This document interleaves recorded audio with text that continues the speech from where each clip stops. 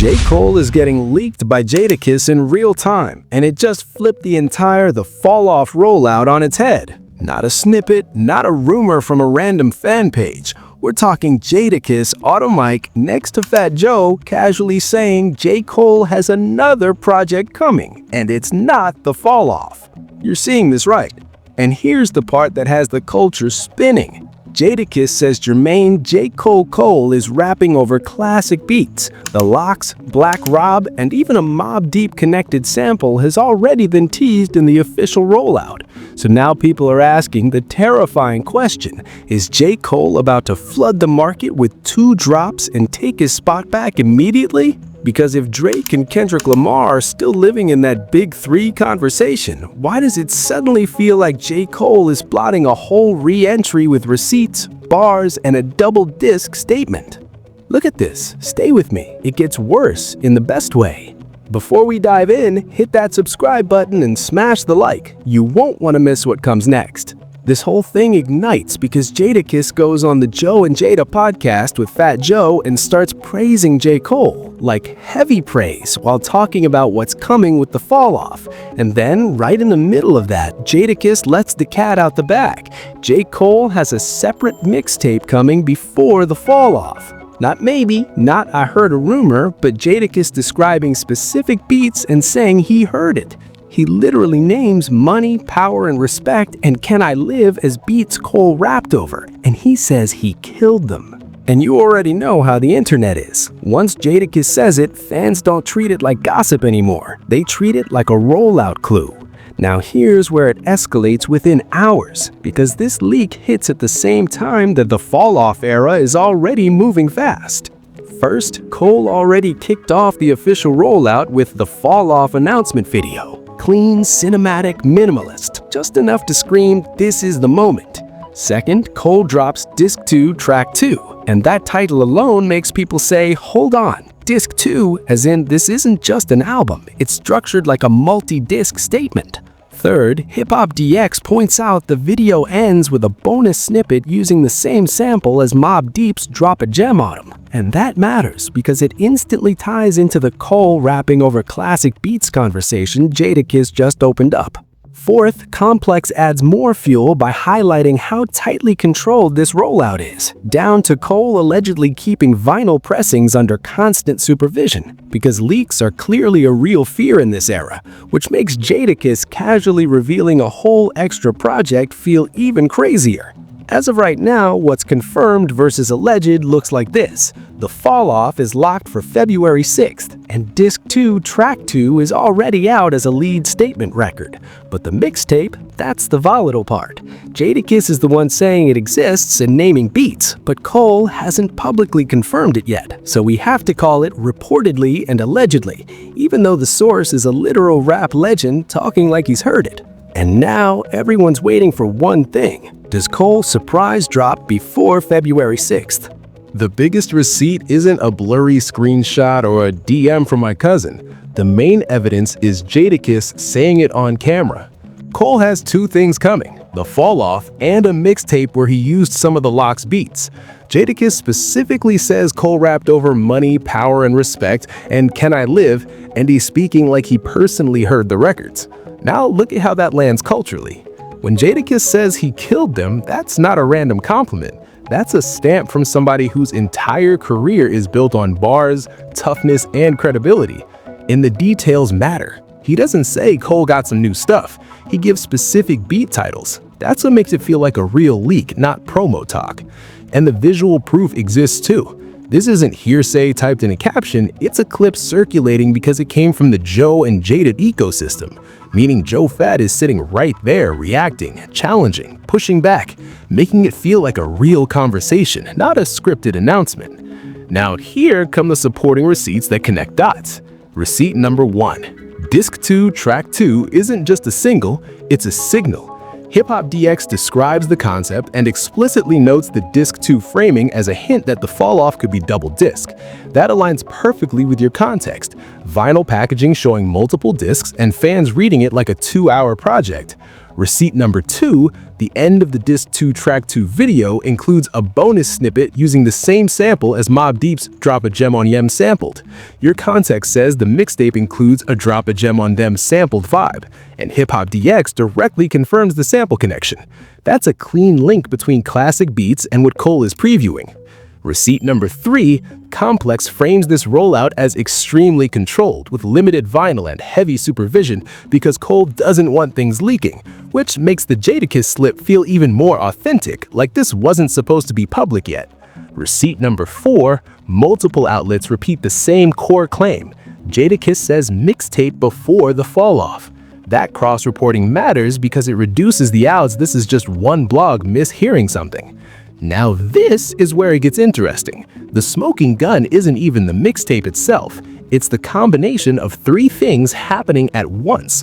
J. Cole officially sets the date, Feb 6. He drops a lead record literally labeled Disc 2, which screams this is bigger than a normal album, and Jadakiss, not a blogger, says there's a separate mixtape where Cole is rapping over classic records like Money, Power, and Respect.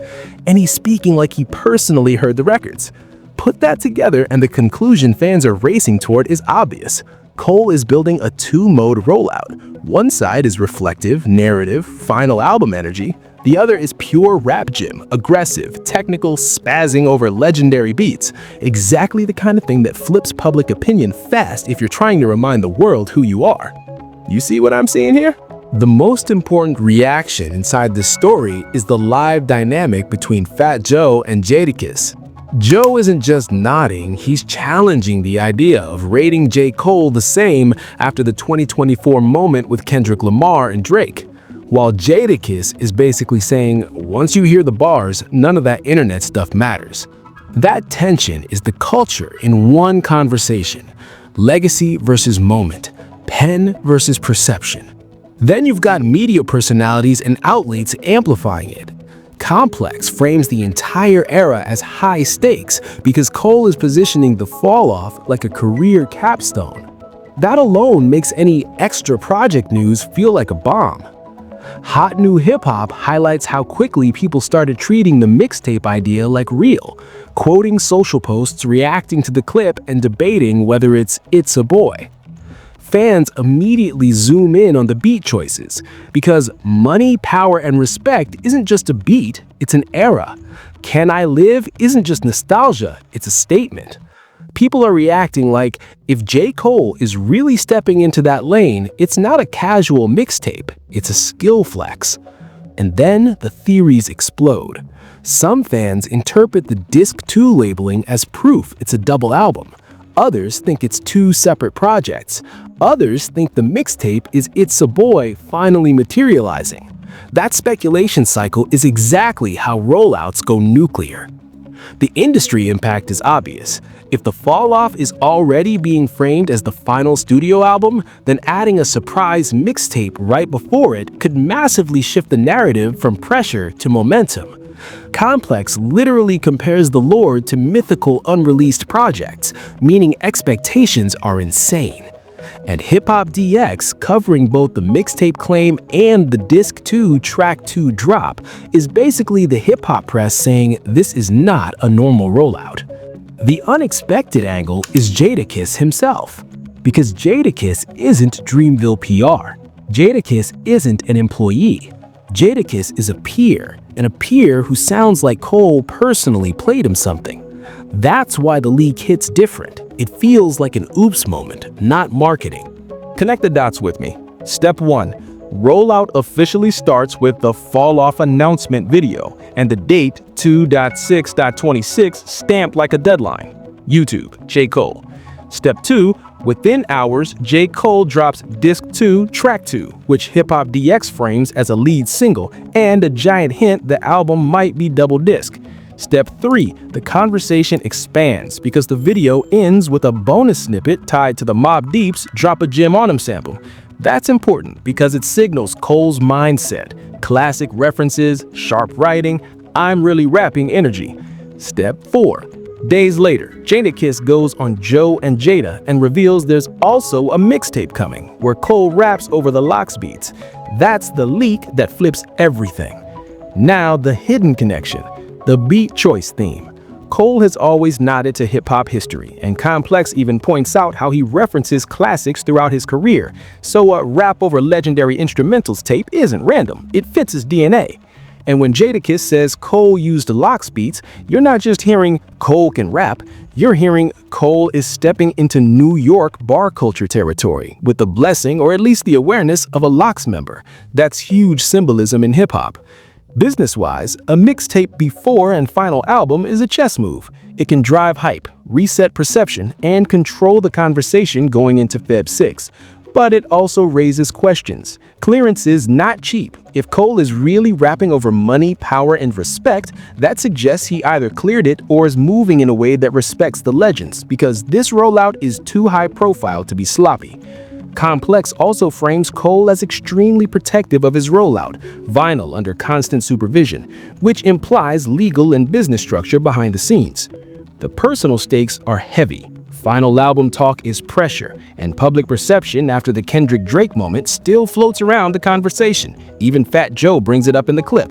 But Jadakiss's whole point is psychological. Bars fix everything. That's the message. If Cole raps at a certain level, the narrative changes instantly. From my perspective, the strongest pro-Cole argument is simple. This looks like intentional dominance. Disc 2, track 2 alone is Cole telling you the album is structured, conceptual, and ambitious. Then Jadakiss says there's a separate mixtape where Cole is sparring with classic beats, meaning Cole can satisfy both audiences, the give me depth people and the give me bars people. Now, Team Jadakiss messed up says if this was supposed to be a surprise, Jadakiss just stepped on the moment. Cole's rollout is clearly controlled. Complex even highlights how protective it is, so an uncontrolled reveal could force Cole's hand or change the timeline. That said, even this argument kind of collapses because the leak is so positive. It's not scandal, it's hype. Objectively, facts are, Cole announced Feb 6 and released Disc 2, Track 2.